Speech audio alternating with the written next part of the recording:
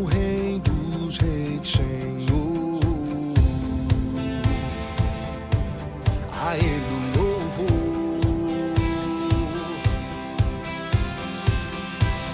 aquele que morreu, mas sobre a morte triunfou, a Ele o louvor.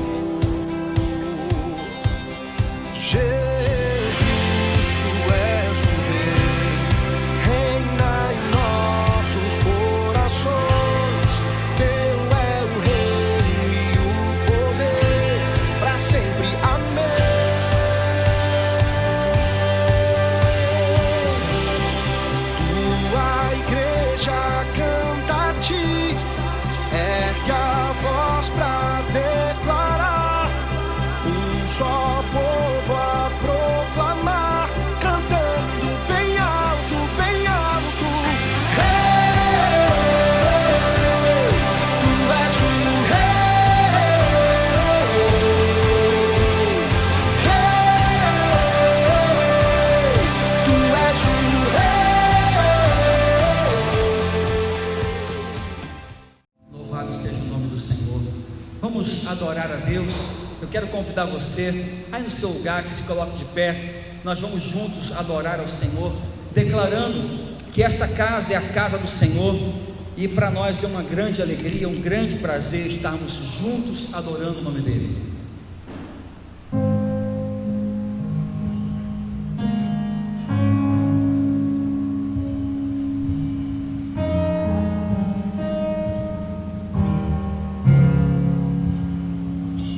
Seja bem-vindo aqui, a casa é sua, pode entrar, me extasiar.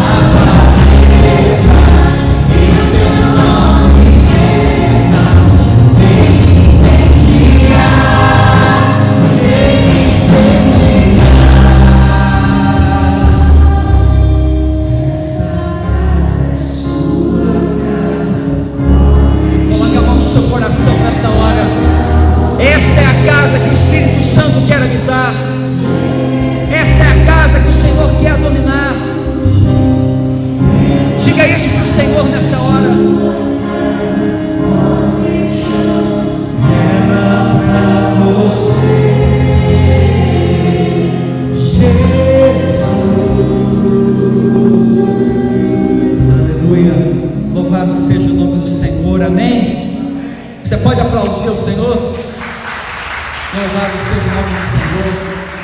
Nós não podemos apertar as mãos ainda, não podemos abraçar, não podemos aplaudir. Então vamos nos adaptando a esse novo momento.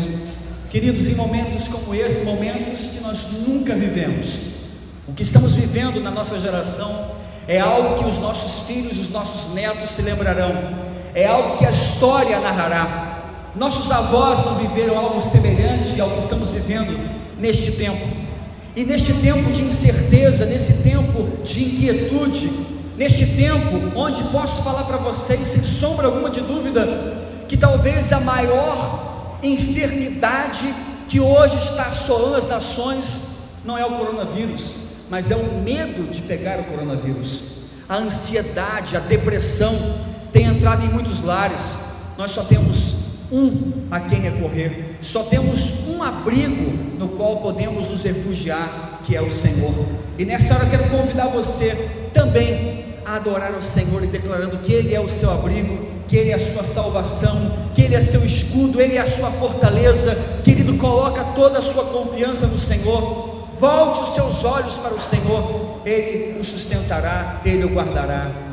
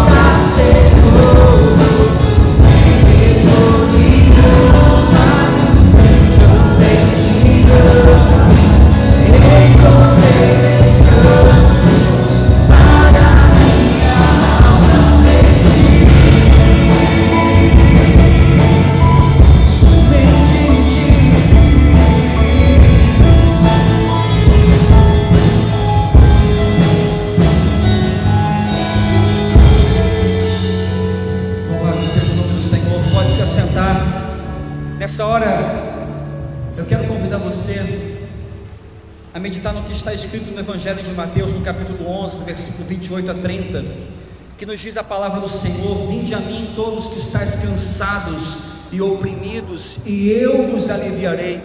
Tomai sobre vós o meu jugo, e aprendei de mim, que sou manso e humilde de coração, e encontrareis descanso para as vossas almas, porque o meu jugo é suave e o meu fardo é leve.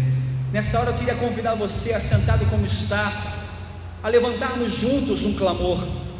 Querido, nem preciso perguntar se temos motivos de oração, porque seria redundante.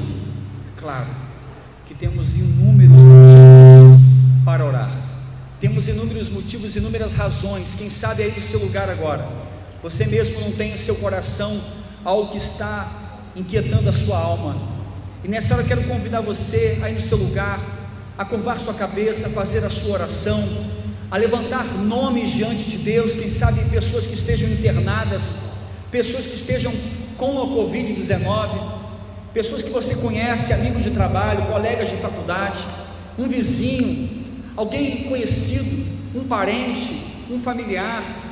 Querido, nessa hora levantemos um clamor por todo o esforço que tem sido feito pelo nosso município, pelo estado, pela nossa nação, para conter o avanço dessa pandemia.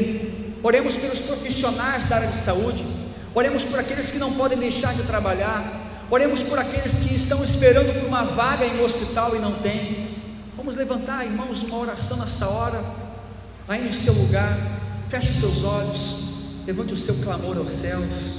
Nós temos um Deus que é o nosso Pai, temos um Deus que cuida de nós, e esse Deus nessa hora está perto, não está longe, não está distante da sua oração. Que nessa hora você possa fazer isso, em nome de Jesus.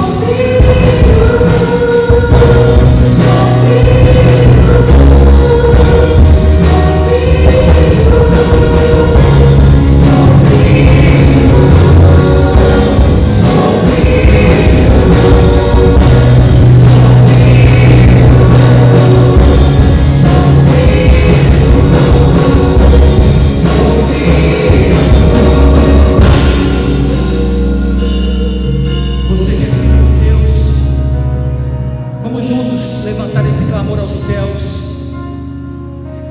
Cremos em um Deus que é o nosso Pai. Cremos em um Deus que está próximo de nós, não está distante. Ele diz: clama a mim e responder-te-ei, e anunciar-te-ei coisas grandes e firmes que não sabes. Vamos juntos, nessa hora, levantar o nosso clamor a este Deus, ao nosso Pai. Fala com Ele agora. Fala da sua dor, fala do seu sofrimento. Conta para Ele aquilo que está angustiando a sua alma. A Bíblia diz: lançando sobre Ele toda a vossa ansiedade, porque Ele tem cuidado de vós. Coloca seu fardo, coloca o seu sofrimento sobre os ombros do Senhor, porque o jugo dele é suave, o seu fardo é leve.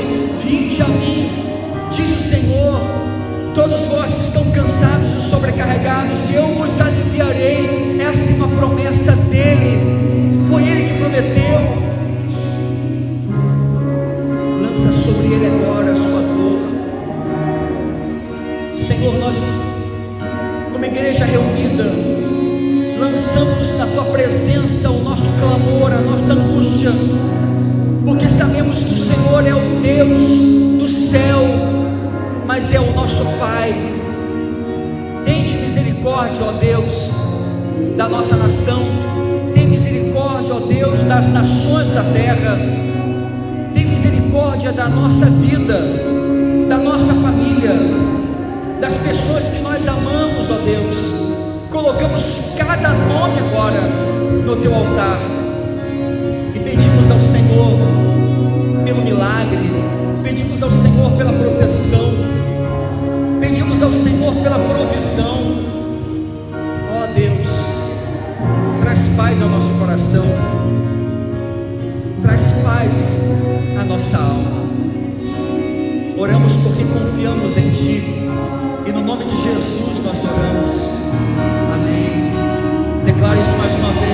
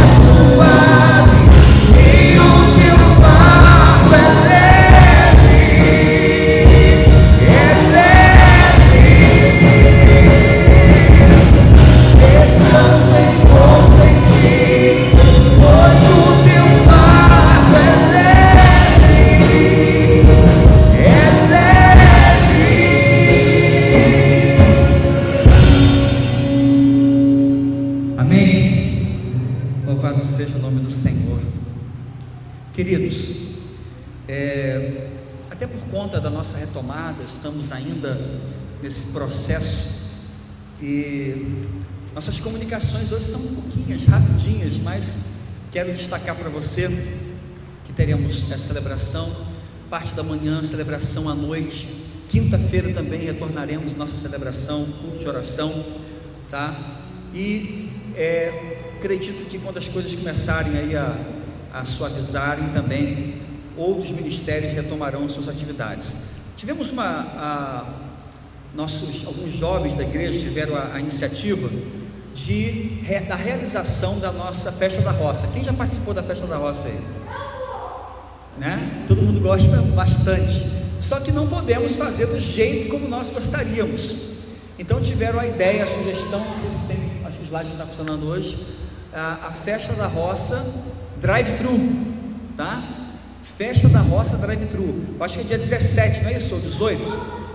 Acho que é 18 de julho, tá bom? Então já fica reservado para você, somente na modalidade delivery ou drive-thru. Então vai ser uma maneira da gente fazer a nossa festa da roça, não do jeito que nós estamos acostumados, mas como vai ser possível fazer, tá? Você vai vir de carro aqui, Já vamos preparar todo o espaço. Você vem, compra os quitutes que são preparados e você pode consumir na sua casa, tá bom? Vai ser uma maneira que temos de trabalhar. A nossa campanha do Quilo do Amor continua, irmãos. Você pode trazer nas celebrações ou pode trazer durante a semana na igreja, tá bom? Abençoamos mais de 160 famílias na nossa igreja durante este tempo de quarentena, em que estávamos separados, distantes uns dos outros. Não deixamos de ser igreja, e muito pelo contrário, quero parabenizar todos vocês pelo compromisso, pelo empenho. A nossa igreja trabalhou como nunca, servimos asilos, servimos moradores de rua, servimos lar de crianças. A igreja tem trabalhado bastante, e eu glorifico a Deus pela vida dos irmãos, pelo compromisso. No entanto, ainda não podemos parar, ainda precisamos continuar trabalhando. Muita necessidade, são mais de 10 milhões de desempregados por conta da pandemia, muita gente precisando de auxílio, muita gente precisando de ajuda. Na semana passada já tive que recusar algumas pessoas chegando aqui, mas graças a Deus vocês já estão retomando as suas doações nesse sentido. Vamos continuar trabalhando também cumpre salientar aqui, lembrar a maneira como a igreja tem contribuído financeiramente nesses dias.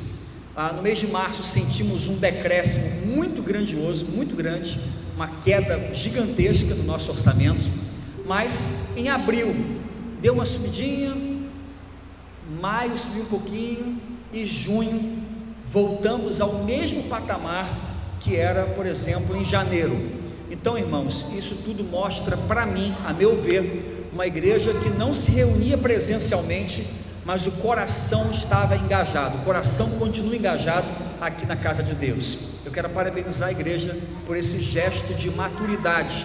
É algo que revela a maturidade da igreja, que continuava o seu compromisso de abençoar, o compromisso de fidelidade, mesmo ausentes da nossa celebração. E nessa hora nós faremos então o nosso momento de dedicação, onde nós poderemos trazer no altar do Senhor o seu dízimo, a sua oferta. Eu quero também desafiar você que durante essa quarentena não pôde vir aqui entregar o seu dízimo, a sua oferta no altar, mas você fez isso por outras maneiras, tá? Eu quero convidar você também nessa hora a agradecer a Deus, a glorificar o nome de Deus. Eu não vou pedir para vir aqui à frente, para não aglomerar, tá? Mas vamos colocar de pé no nosso lugar, vamos louvar ao Senhor. Se você separou para hoje a sua entrega, vem aqui à frente, dedique. Para você que está nos acompanhando na celebração online, você pode fazer isso através dos nossos canais digitais, a transferência bancária. Você pode solicitar um boleto, você pode solicitar outras maneiras para que você participe também do momento da fidelidade aqui na Primeira Igreja Batista em Vila Carta. Vamos louvar o Senhor. A palavra de Deus nos diz em Mateus 6:33: mas buscai primeiro o reino de Deus e a sua justiça, e todas as outras coisas vos serão acrescentadas. Quantos creem nessa promessa? Amém? Querido, coloque Deus em primeiro lugar na sua vida, e Deus vai cuidar de todas as outras coisas que são importantes para você. Vamos louvar o Senhor. Enquanto louvamos, você que separou para hoje, vem aqui à frente, coloque no altar de Deus a sua gratidão, a sua fidelidade.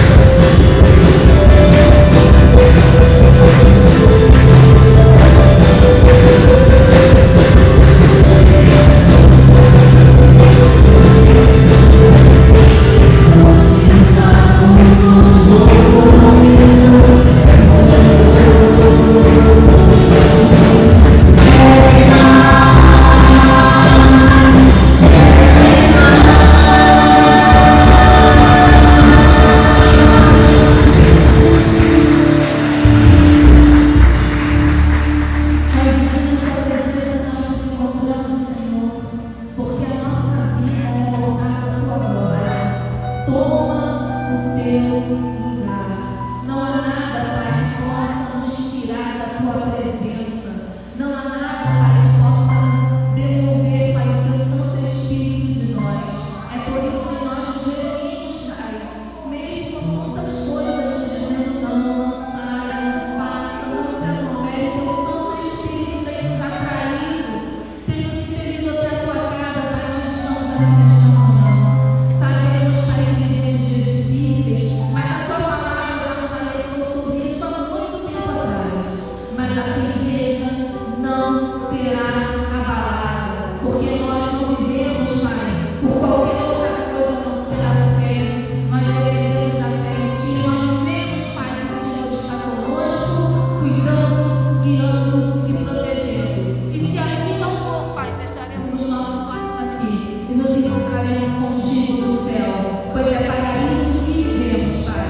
Receba o nosso louvor, receba a nossa adoração, receba os nossos dízimos e as nossas ofertas, porque isso que nós te entregamos, que nós te devolvemos, é apenas para dizer, Pai, este é o teu lugar e nada pode mudar isso. Essa casa foi construída, Pai, para a proclamação do teu reino. Tudo que é feito aqui, todo o dinheiro que é depositado aqui, todo o serviço colocado aqui, é para a glória do Senhor, Pai.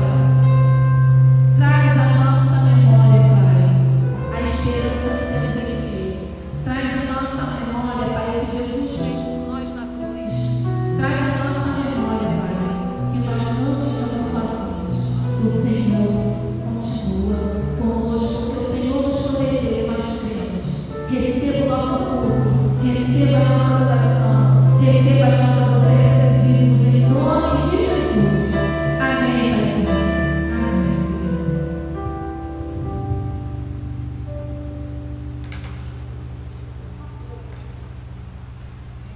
Podem se assentar, queridos.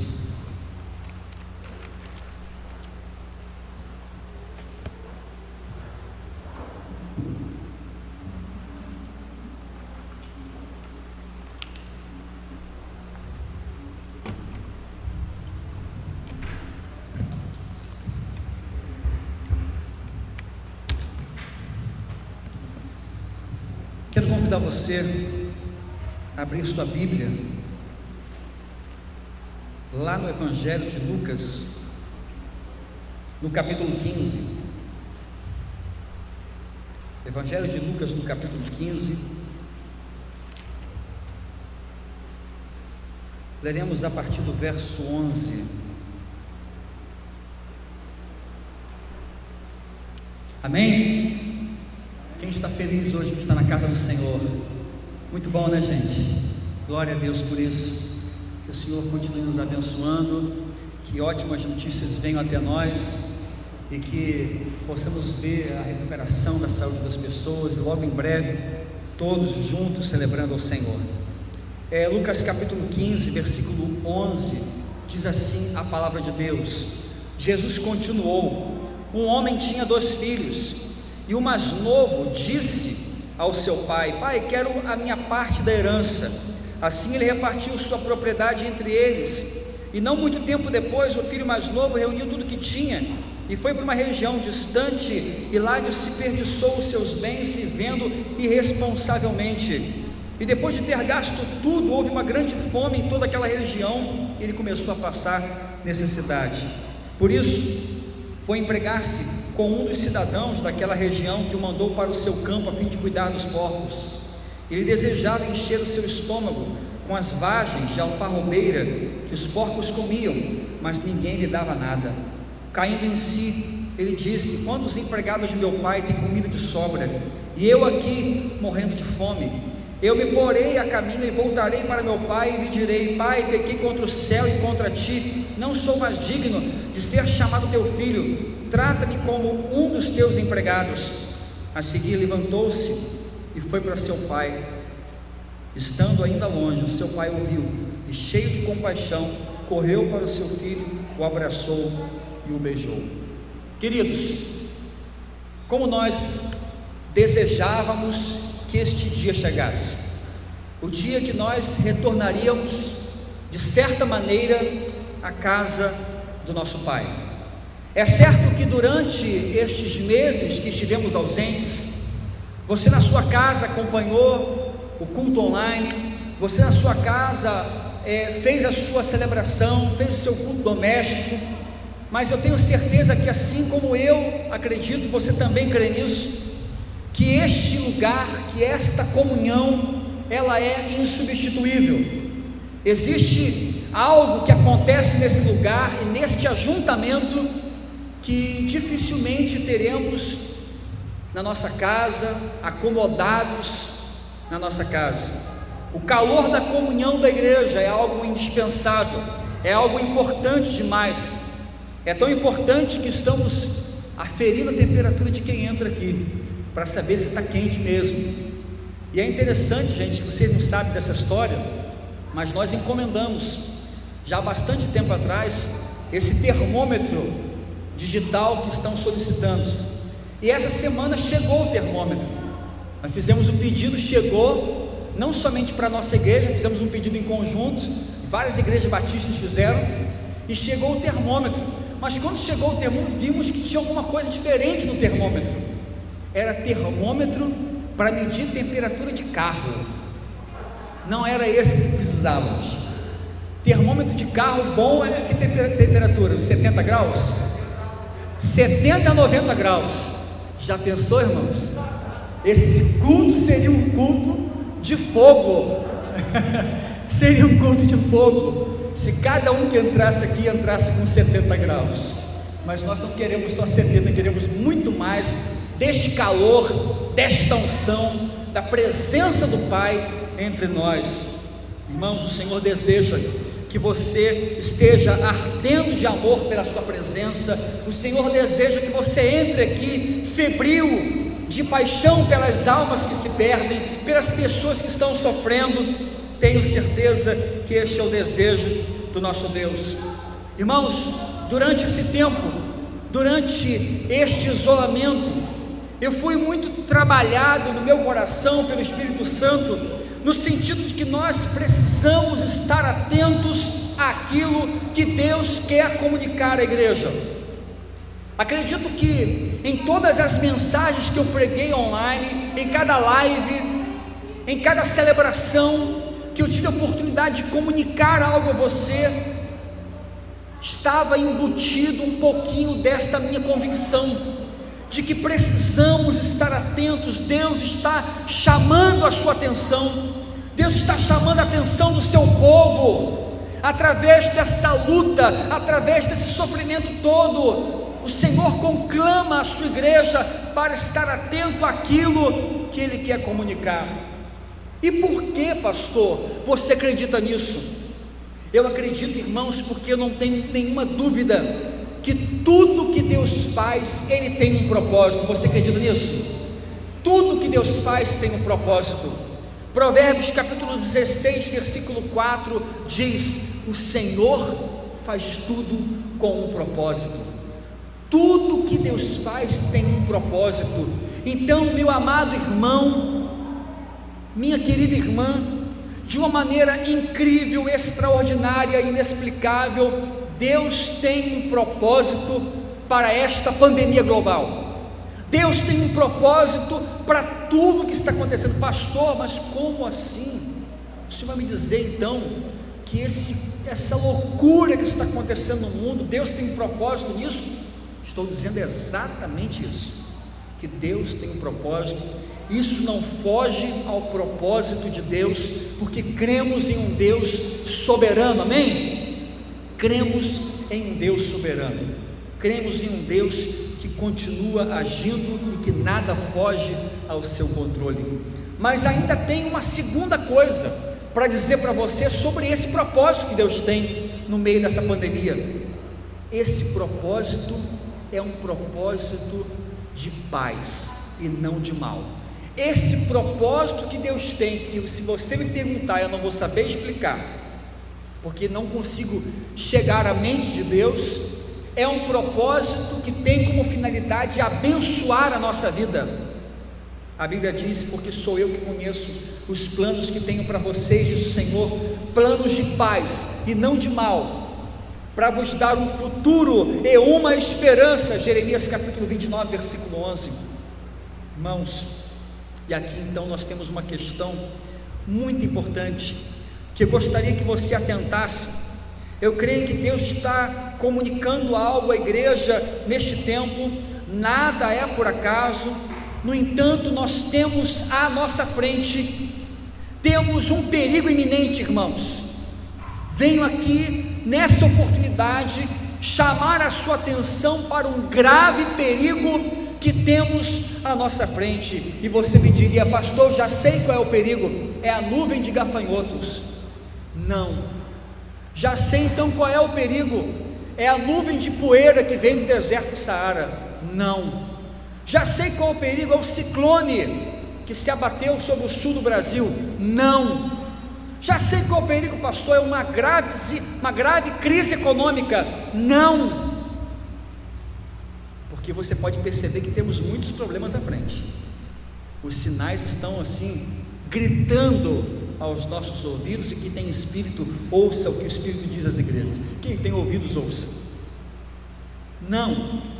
O grande perigo que está nos rondando, e que peço a Deus que não atinja a nossa igreja, muito embora eu tenha as minhas dúvidas, até para a nossa igreja, é o perigo que eu estou denominando da síndrome do amigo do velório. A síndrome do amigo do velório. Tem um texto na Bíblia, lá em Eclesiastes capítulo 7, versículo 2, que fala assim: é melhor ir na casa onde há luto do que na casa onde há festa, porque na casa onde há luto você para refletir sobre a sua vida, e os vivos devem levar isso a sério. Quem está vivo deve levar isso a sério.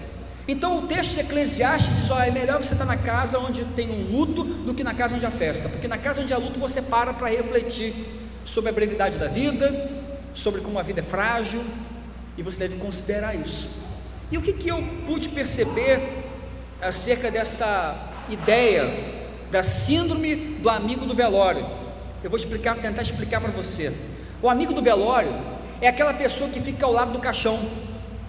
O amigo falecido está no caixão, o amigo vivo está em pé ao lado, e ele fala assim: gente, tão jovem já se foi. Vendo o meu amigo aqui morto, eu fico pensando como a vida é breve.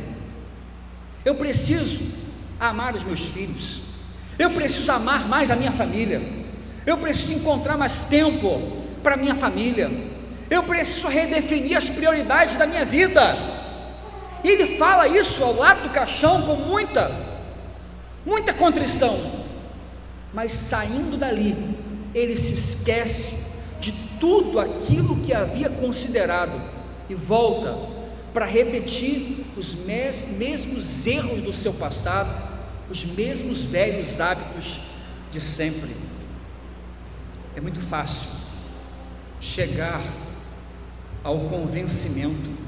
É muito mais fácil chegar ao convencimento do que a mudança de comportamento. Você entende isso? O que eu quero dizer com isso, gente? Que cai no esquecimento, cai na irrelevância. 1 milhão de pessoas infectadas, mais de 60 mil mortos. Pastor, nós não vamos esquecer disso. Ano que vem de conversa, para você ver como nós somos. Não quero dizer com isso, gente, que a vida não deva continuar, mas eu afirmo que não pode ser mais a mesma. Afirmo que nós precisamos aprender algo com tudo que estamos vivendo, alguma lição, algum aprendizado, passar por tudo que nós estamos passando, gente, chegar do outro lado vivo. Você tem noção do privilégio que você tem? Você tem noção de como que você é abençoado? Chegar do outro lado dessa pandemia com vida, e não redefinir nada na sua trajetória de vida, para mim é um grande desperdício. Você precisa aprender alguma coisa, alguma lição. E eu andei pensando muito nesse texto de Lucas 15, porque normalmente nós o avaliamos a partir da perspectiva do amor do pai, que recebe, que acolhe o filho, aquele pai que está de braços abertos, que recebe com o mesmo status de filho filho rebelde que foi e desperdiçou a sua vida. Mas hoje eu queria propor uma análise um pouquinho diferente. No pouquinho tempo que me resta, eu quero junto com você pensar sobre a perspectiva do filho. O que foi necessário, o que foi indispensável que esse filho avaliasse para que de fato pudesse retornar à casa do pai? Hoje, nós aqui, você que está aqui, está retornando à casa do pai. Como você volta? Como você chega aqui nesse lugar? Essa é a consideração que eu queria que você parasse para pensar. E o primeiro detalhe que me chamou a atenção nesse texto é o versículo 17. Se você estiver com a sua Bíblia aberta, você pode consultar. O versículo 17, ele fala assim: depois que o filho foi, depois que o filho desperdiçou tudo, depois que o filho estava numa situação terrível, em uma situação grave, depois que a sua vida estava ameaçada, que a sua sobrevivência estava por um fio, diz a palavra no versículo 17, caindo em si, ele disse: quantos empregados do meu pai têm comida em abundância e eu aqui passando necessidade? Mas primeiro, caindo em si. Para voltar para a casa do pai, você precisa cair em si. Para voltar para a casa do pai, você precisa cair em si. Mas pastor, o que é cair em si? Eu vou tentar explicar de maneira analógica. Cair em si significa que ele estava numa posição mais alta. Só pode cair quem está em pé, quem está numa posição elevada para cair. A própria palavra lá em 1 Coríntios capítulo 10 versículo 12 diz: aquele que está em pé, cuide para que não caia. Só cai quem está em pé, só cai quem está em uma posição elevada. E veja bem onde eu quero chegar. Cair em si é um ato de alguém que está muito elevado nas suas próprias convicções. É alguém que está muito elevado na sua própria opinião, nos seus próprios valores, que vive a sua vida como se suas vontades, seus desejos, sua perspectiva fosse a mais absoluta verdade da vida. Uma pessoa que pensa assim, está muito elevada em si mesmo. Meus queridos, vejam o que foi necessário acontecer para Deus te mostrar que tudo que você acha indispensável à vida é simplesmente irrelevante. Olha o que precisou acontecer para você mudar. Olha o que precisou acontecer para mudar. Ele parou o mundo, gente. Não foi o Brasil, não foi a Itália. Deus parou o mundo inteiro para mostrar para você que as suas prioridades estão invertidas. Afinal de contas, os nossos verbetes principais antes de março era: não tem tempo, tem que trabalhar, não posso brincar com os meus filhos, não tenho tempo para sentar ao lado deles e ensinar a matéria da escola, não é minha responsabilidade, não vou visitar os meus velhinhos, depois eu faço isso. E agora você quer e não pode. Veja como ele parou tudo para mostrar a você que existe uma maneira mais saudável e mais inteligente de se viver. Não quero dizer aqui que você precisa abandonar o seu trabalho, abandonar as suas obrigações, mas que precisamos ter equilíbrio, precisamos ter temperança, precisamos ter sabedoria naquilo que nós fazemos, precisamos mudar, e mudar sim, para olharmos para aquilo que é realmente valioso em nossa vida, aquilo que realmente tem significado. Não tem lógica você viver, gente, tudo que nós vivemos e depois esquecer de tudo e voltar para as mesmas rotinas destrutivas que você tinha no passado. Passar por essa situação é ter aprendizados, é você olhar para aquilo que é realmente importante para você e guardar no seu coração, não deixar que a passagem do tempo leve-o ao esquecimento. Ouvi uma história muito interessante sobre a construção do Taj Mahal. Acho que você já ouviu esse termo. O Taj Mahal é uma construção linda que tem, e ela foi uma construção feita, uma das maravilhas do mundo, e é uma construção feita por um imperador, a sua esposa, a rainha, que morreu muito jovem, e ele, tão apaixonado, mandou construir aquele monumento gigantesco, todo em mármore branco. Foi construída aquela estrutura gigantesca. Obrigado. E é interessante que foi uma obra tão imponente, tão grandiosa, que levou muitos anos, e foi construindo. O próprio imperador que havia encomendado a obra morreu, não viu a obra pronta, e continuaram fazendo. Outro sucessor continuou a obra, e os operários que lançaram os fundamentos daquela obra foram trocados por outras pessoas, e passou o tempo, e muitos anos depois, quando terminaram a obra, terminaram aquela construção, eles entraram lá dentro, falaram: gente, agora vamos arrumar tudo aqui para poder inaugurar. E quando eles entraram, eles viram uma caixa grande, lá no fundo daquela construção. Se alguém esqueceu uma caixa aí cheia de osso, vamos tirar isso daqui, vamos jogar fora, porque esse prédio é muito bonito para isso. E pegaram os ossos da princesa, da rainha, que foi toda a motivação para a construção daquele mausoléu, e jogaram fora. Por quê? Porque o tempo passou, esqueceu-se do propósito pelo qual havia sido construído aquilo. Irmão, Deus está convidando você a uma maturidade, a construir algo novo na sua vida, que nasce a partir de uma fatalidade, de algo muito ruim, que nós não gostaríamos de passar, mas estamos passando. Isso deve levar você a construir algo que permaneça com propósito para o seu futuro. Para tanto, você precisa cair em si, precisa perceber a oportunidade que Deus está lhe dando.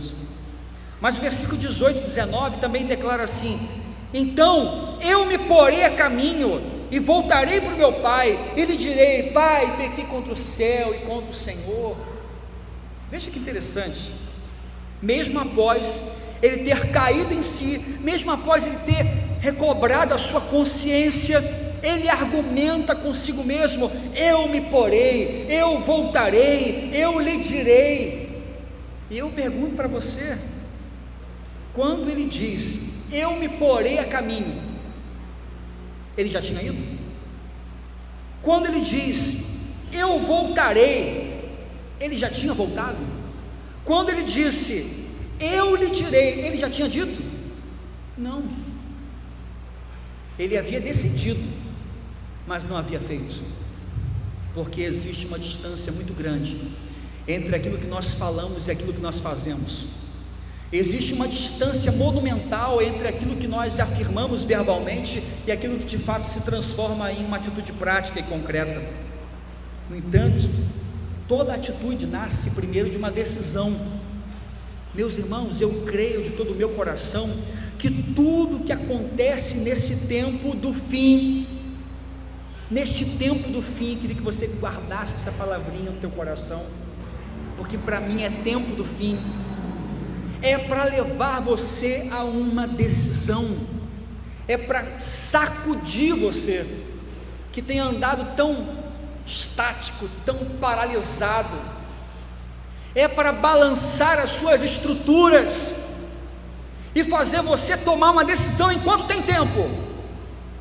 Decisão é você no seu íntimo, se convencendo de qual caminho deve tomar na sua vida, qual redirecionamento é necessário, e saber o que precisa ser feito. No capítulo 24 de Josué, desafio você a ler esse texto na sua casa. O capítulo 24 de Josué, desde o versículo 1 até o finalzinho do capítulo, é uma sucessão de narrativas, de problemas, de lutas que o povo de Israel enfrentou ao entrar na terra de Canaã. Enfrentamos os heveus, os ferezeus, os gergazeus, e aconteceu isso, aconteceu aquilo outro, um monte de problema, mas um monte de vitória também, porque o Senhor estava com ele. E lá no final do texto, Josué, depois de uma sucessão de problemas, de livramentos, ele fala assim: olha, se hoje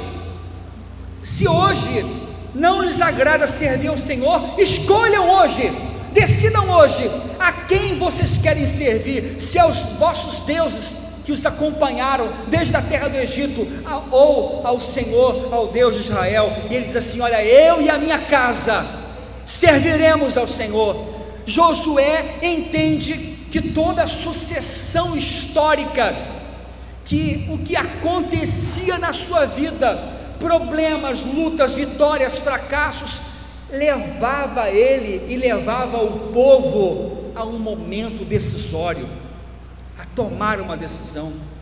No meu entendimento, irmãos, tudo que vem acontecendo nestes dias é o desdobramento da história, dos planos de Deus, chamando você, convidando: meu filho, vem, decide logo. Olha, a porta vai fechar, a oportunidade vai acabar, a trombeta vai tocar, é o tempo de você decidir agora. Rápido, para de enrolar, para de embromar, pare de procrastinar. Vai acabar a oportunidade. Eu creio, irmãos, que Deus está dando a você que está aqui, creio que Deus está dando a você que está me acompanhando pela celebração online, uma oportunidade para tomar uma decisão.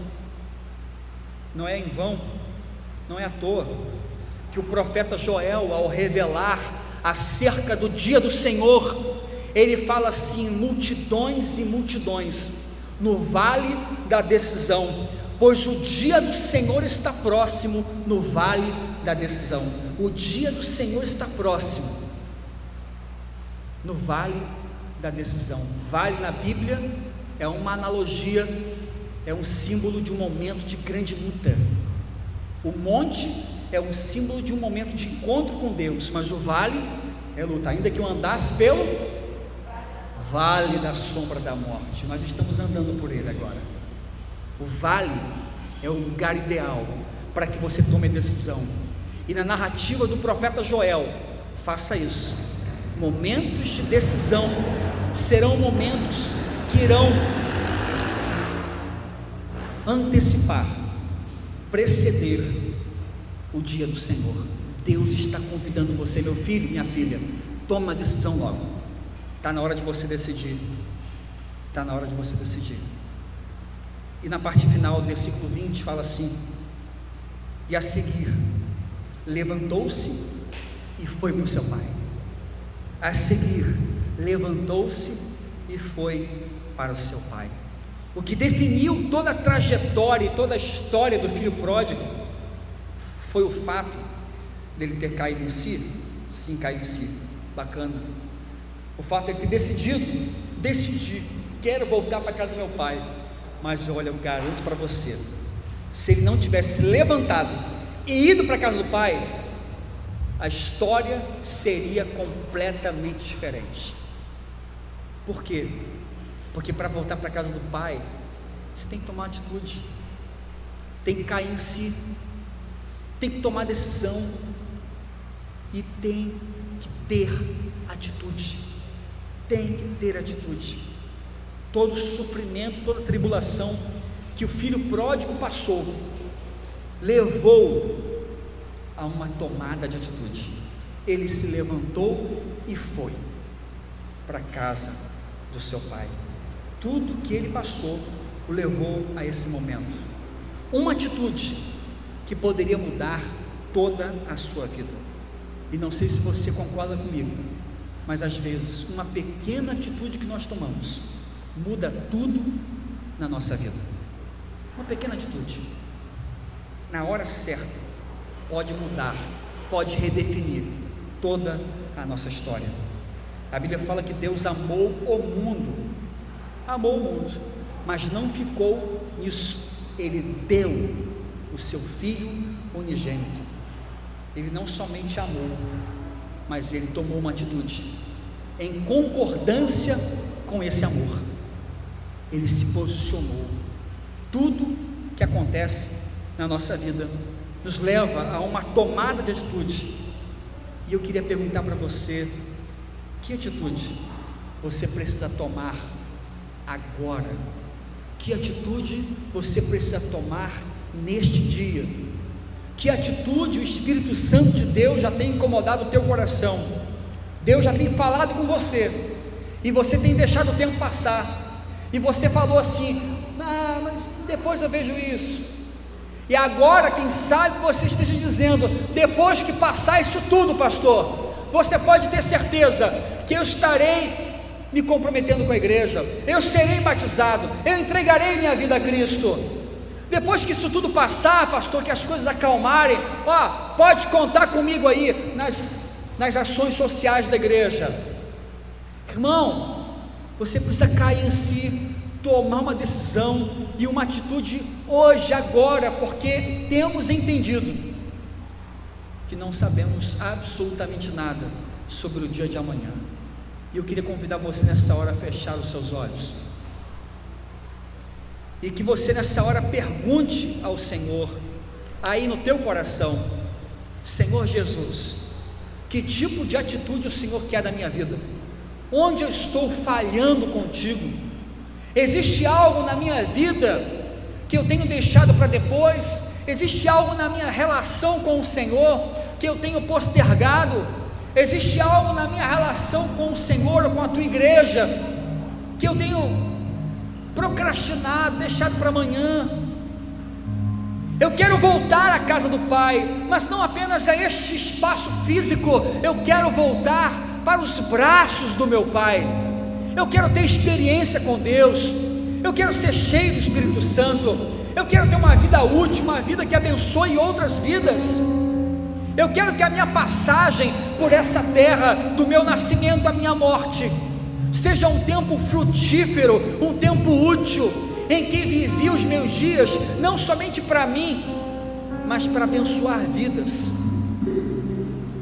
Querido, não sei o que o Espírito Santo está tocando em seu coração nessa hora, mas se nessa oportunidade você está convencido de que precisa tomar algumas atitudes, não amanhã, mas para hoje, para agora, eu quero desafiar você, enquanto nós louvamos ao Senhor, se coloque de pé no seu lugar, e você com o seu Pai, não é você com o pastor, não é você com a igreja, você com o seu Pai que te vê aí no teu coração, Ele o abençoará, Ele confirmará a sua decisão.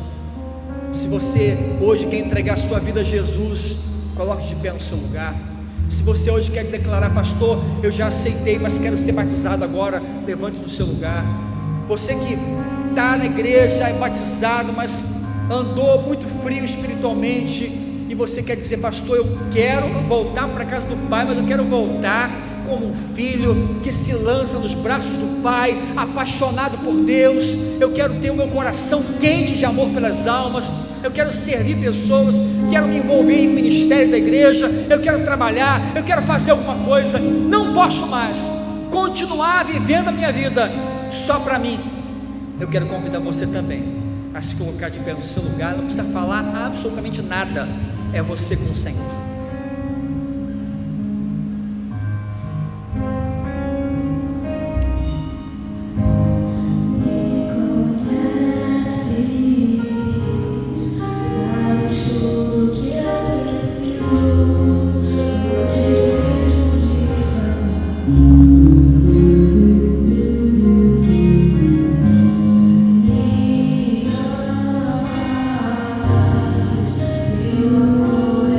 Eu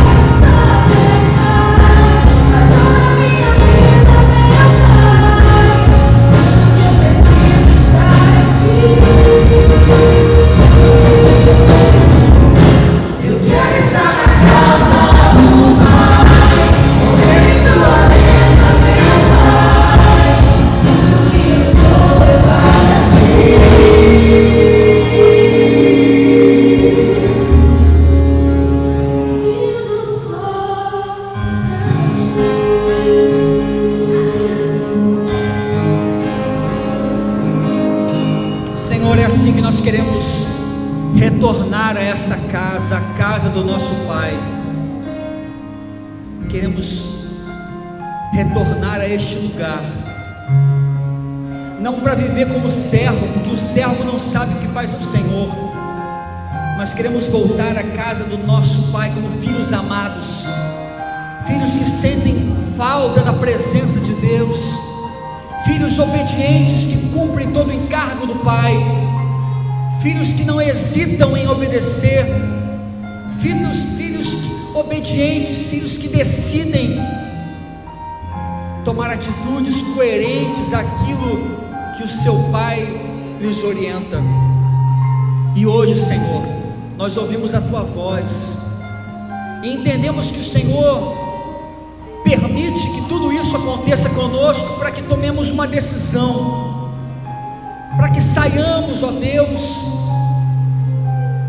dessa apatia espiritual que vivíamos, desta indiferença, deste evangelho raso, ralo, que não serve a ninguém, que não se preocupa com o próximo, um evangelho que se constrói em busca de interesses egoístas.